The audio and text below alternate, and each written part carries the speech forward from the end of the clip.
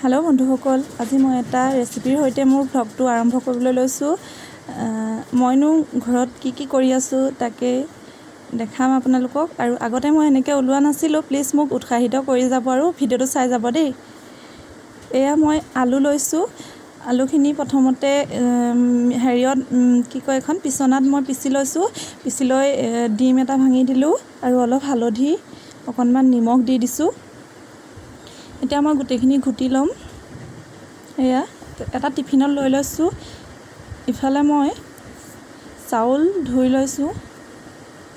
এয়া চাউলখিনি মই এতিয়া ইয়াতে পানী দি দিম ভাত বনাবৰ কাৰণে আৰু ইয়াৰ ওপৰতে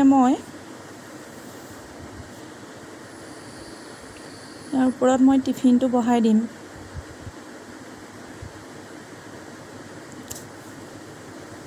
এতিয়া মই এটো গেছত উঠাই দিম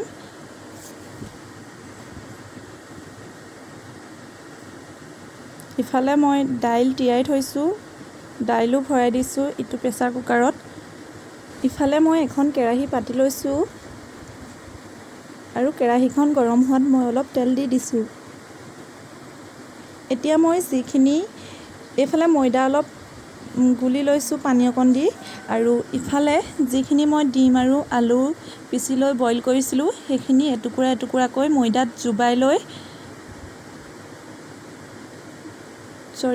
লৈ মই এতিয়া কেৰাহীত দি দিম এতিয়া মই এনেকৈ লুটিয়াই দিম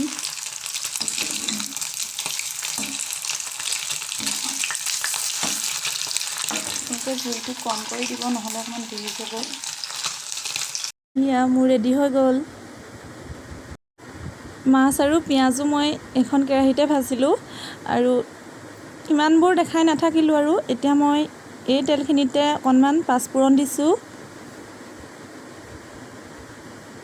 আৰু দুটামান শুকান জলকীয়াও দি দিছোঁ আৰু এতিয়া কাটি লোৱা পিঁয়াজখিনি মই দি দিম